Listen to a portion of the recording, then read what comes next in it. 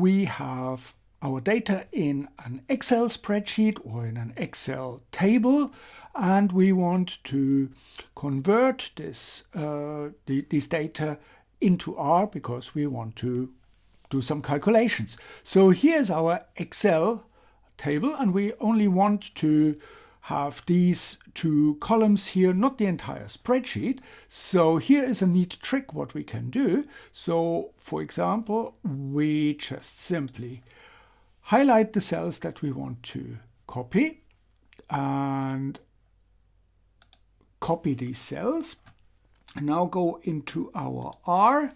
We can use the R console for that, and we assign a variable, let's call it text.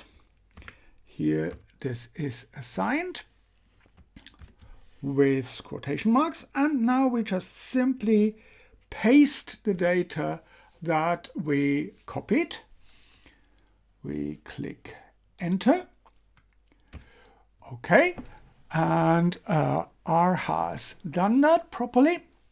And now we can store the data in a variable, let's call it data. And we ask R to read this table that we've copied. So read.table. And we need to tell it that the text should be our text file that we just defined. And it's because we've got some headers in it, we just simply say header equals true. Okay, so this line is quite important, and let's execute this. And now we have our table data stored in the data variable. Let's check if we've got that. And so here we've got the data. Yep.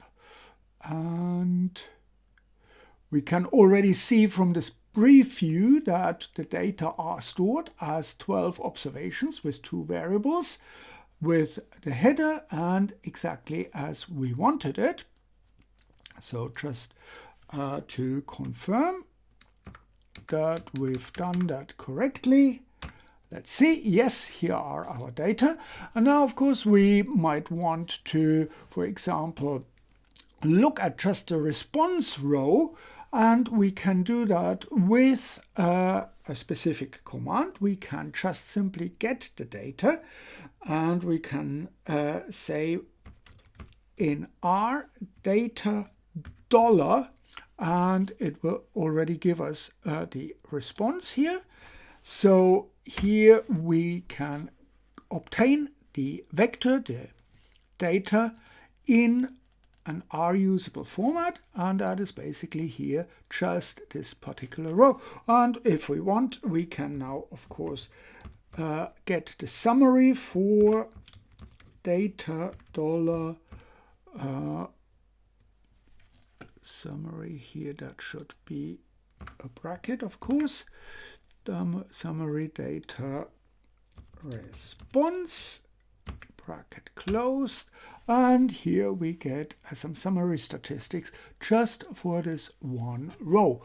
So I hope this is helpful in copying data from R. There are, of course, a lot of other methods that you can use. For example, you can import the entire spreadsheet as a CSV or as an Excel file.